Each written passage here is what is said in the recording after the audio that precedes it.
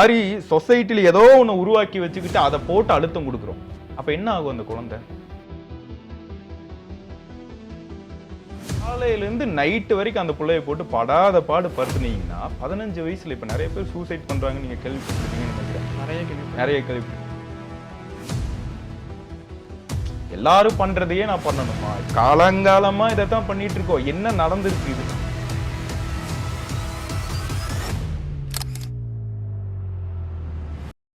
ஜெய் ஸ்ரீராம். எல்லாருக்கும் வணக்கம். இப்போ நம்ம கூட பார்த்தீங்கன்னா ராமதீர்த்தம் அறக்கட்டளையோட ஃபவுண்டர் ராமதீர்த்தன் இருக்கார்.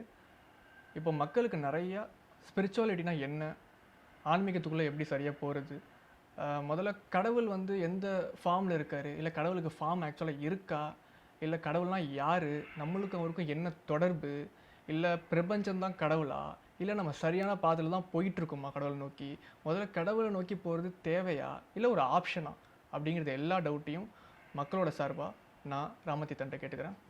ஜெய் ஸ்ரீராம். ஜெய் ஸ்ரீராம். இப்போது இந்த காலத்து மக்களுக்கு 15 வயசுக்கு அப்புறம் ஸ்டூடெண்ட்ஸ்லேருந்து ஆரம்பித்து முதிர்ந்தவர்கள் வரையும் 70-80 வயசு வரையும் எல்லாருக்குமே வந்து மைண்டில் வந்து நெகட்டிவிட்டி வந்து அதிகமாக வருது. அந்த நெகட்டிவிட்டியை எப்படி ஸ்டாப் பண்ணுறது? இப்போ வந்து வாழ்க்கையில் வாழ்ந்துட்டுருக்கிற வாழ்க்கையில் எல்லா பிரச்சனைகளுக்குமே வந்து முக்கியமான காரணம் என்னன்னு பார்த்தீங்க அப்படின்னா இந்த நெகட்டிவிட்டி தாட்ஸ். நீங்கள் சொல்கிற மாதிரி இந்த நெகட்டிவிட்டி தாட்ஸ் வருது அப்படிங்கிற ஒரு அவேர்னஸ் நமக்குள்ளே க்ரியேட் பண்ணணும். இப்போ தெரிஞ்சனால தான் நீங்கள் கேட்குறீங்க. இப்போ நெகட்டிவிட்டி தாட்ஸ் வருதுன்னா அது நெகட்டிவிட்டின்னு தெரிஞ்சிருச்சு. அப்போ நம்ம அதை என்ன பண்ணணும்? ஸ்டாப் பண்ணணும். நெகட்டிவிட்டி வரும்போது நீங்கள் வந்து சின்ன வயசுலேருந்து இப்போ வரைக்கும் என்னெல்லாம் நீங்கள் மண்டைக்குள்ளே போட்டு வச்சுருக்கிறீங்களோ அதை பொறுத்து ஏதோ ஒரு செயல் பண்ண போகிறீங்க. ஒரு தாட்டு வருது, ஏதோ ஒரு செயல் பண்ண போகிறீங்க. செயலுக்கு முன்னாடியே இது நெகட்டிவிட்டின்னு தெரிஞ்சு போச்சு. அப்போ இந்த நெகட்டிவிட்டி வரும்போது இதை பாசிட்டிவிட்டியான தாட்ஸை நீங்கள் கொண்டு வந்தீங்க அப்படின்னா இந்த நெகட்டிவிட்டி காணாமல் போயிடும். இப்போ நெகட்டிவிட்டி வருதுங்கிறது தெரியுது உங்களுக்கு. அப்புறம் ஏன் வந்து அதை வந்து ஒன்று செயல்படுத்தினோம்னா தப்பாக போயிடும், இல்லை அது நமக்கு எகென்ஸ்டாக மாறிடும். அப்புறம் எதுக்கு இதை நம்ம செயல்படுத்தணும்? இந்த தாட்ஸை அப்படியே ஓரங்கட்டுங்க. பாசிட்டிவிட்டியான தாட்ஸை உருவாக்குங்க. முடியலினாலும் முயற்சி பண்ணுங்கள். முயற்சி பண்ண என்ன ஆகும்? நீங்கள் பாசிட்டிவிட்டியான தாட்ஸ் போட்டுக்கிட்டே இருக்கீங்க அப்படின்னா நெகட்டிவிட்டி தாட்ஸ் கம்மியாகி ஆகணும், இல்லைன்னா போயிடும். இதுலேயே இருக்கீங்க அப்படின்னா இது உங்களை போட்டு பாதிப்பு ஏற்படுத்தும். ஒன்று சேடாக இருப்பீங்க, இல்லை தப்பான செயல் செய்வீங்க, அழுவீங்க, புலம்புவீங்க. என்ன நடக்க போகுது அதனால? இல்லை, நான் என்ன கேட்குறேன் அப்படின்னா, இப்போ வந்து நிறைய பேர் சொல்லி கேள்விப்பட்டிருக்கேன், 15 வயசுக்குள்ளே நம்ம மைண்டில் அதிகமாக விதைக்கிறோமோ அதுதான் நம்ம அடுத்த வர நம்ம லைஃப் ஃபுல்லாகவே வந்து மாறுதுன்னு கேள்விப்பட்டிருக்கேன். அதுக்கு நீங்கள் எப்படி, உங்களோட பாயிண்ட் ஆஃப் வியூ எப்படி? 15 வயசு வரைக்கும் எதையுமே விதைக்காதீங்க. அவங்கள பாட்டுக்கு விட்டுருங்க.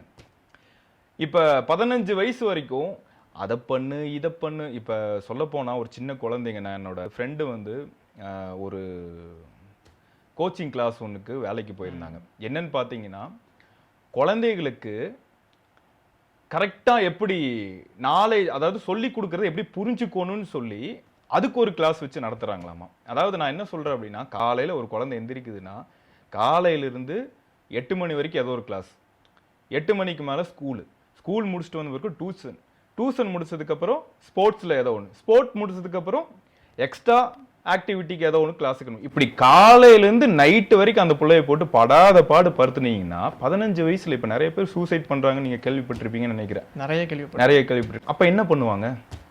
15 வயசுக்கு மேலே வந்து 15 வயசுக்குள்ளார எதுவுமே கற்றுக்க தேவை இல்லையா? கற்றுக்க தேவையில்லை அப்படின்னு நான் சொல்ல கிடையாது. இப்போ 15 வயசு வரைக்கும் முதல்ல இயற்கைனா என்னன்னு தெரியணும். இயற்கைனா என்ன, செடி கொடினா என்ன, மரம்னா என்ன, மண்ணுனா என்ன, காத்துனா என்ன, இந்த உலகம் எப்படி இயங்குது, இந்த உடல் எப்படி வேலை செய்யுது, இது என்னைக்காவது நம்ம சொல்லி கொடுத்துருக்கோமா? ஒரு டிகிரிக்காக எல்கேஜியிலிருந்து இவ்வளோ வருஷம் 16, 20, 17, 18 வருஷம், 20 வருஷம் வரைக்கும் ஓடுறோம். வெறும் இப்போ டிகிரி வச்சு யாருக்காவது வேலை கிடைக்குதா? கண்டிப்பா கிடைக்கல. அப்போ அந்த ஒன்றும் இல்லாத டிகிரிக்காக ஒரு குழந்தைய பிறந்த உடனே, அதாவது என்ன ஒரு 2 வருஷம் இருக்குமா வீட்டுக்குள்ள, 3 வருஷம் இருக்குமா, அவ்வளவுதான். இப்பெல்லாம் அப்படி ஆயிடுச்சு. ப்ரீகேஜி சேர்த்துறோம், அதுக்கு முன்னாடியே ஒரு ஸ்கூலுக்கு போய் சேர்த்திடுறோம். இங்கிருந்து இங்க வரைக்கும் அந்த குழந்தைய படாத பாடு படுத்தி அதுக்கப்புறம் என்ன பண்ணுது? டிகிரியை வாங்கிட்டு வேலைக்கு தேடுன்னு தேடுது. அதுக்கப்புறம் என்ன பண்ணுது? ஏதோ கல்யாணத்தை பண்ணுது, குழந்தை, வீடு, காரு, இந்த மாதிரி சொசைட்டில ஏதோ ஒன்று உருவாக்கி வச்சுக்கிட்டு அதை போட்டு அழுத்தம் கொடுக்குறோம். அப்ப என்ன ஆகும் அந்த குழந்தை? முன்னாடி எல்லாம் பாத்தீங்கன்னா குருகுல கல்வின்னு ஒன்று இருக்கும். அதுல என்ன சொல்லி கொடுக்குறாங்க? அதே மாதிரி ஸ்பிரிச்சுவல் பத்தி, ஸ்பிரிச்சுவல் பத்தினா, ஸ்பிரிச்சுவல்னா என்னன்னா இந்த உடல் பத்தி சொல்லி கொடுக்குறாங்க, இந்த பிரபஞ்சத்தோட அதிர்வுகளை பத்தி சொல்லி கொடுக்குறாங்க. அதான் மந்திரம். மந்திரம்னா என்ன? இந்த பிரபஞ்சத்தோட அதிர்வு. சும்மா வெளியில அது இதுன்னு பேசிக்கலாம், சம்ஸ்கிருதம் அது இதுன்னு அதெல்லாம் சொல்றவங்க சொல்லிட்டு போட்டு, ஏதோ உலகத்தோட இந்த பிரபஞ்சத்தோட அதிர்வு, அதை பத்தி நாலேஜ் சொல்லி கொடுக்குறோம். பாட்டு சொல்லி கொடுங்க. என்ன அந்த குழந்தைக்கு வருமோ இயல்பா, ஒரு குழந்தை பிறக்குதுன்னா அந்த இயல்பா ஏதோ ஒன்று வரும், ஒரு குழந்தைக்கு ஏதோ ஒன்று வரும், கண்டிப்பா வரும். அதை நோக்கி கொண்டு போங்க. எல்லாரும் பண்றதையே நான் பண்ணணுமா? காலங்காலமா இதைத்தான் பண்ணிட்டு இருக்கோம். என்ன நடந்திருக்கு இதனால?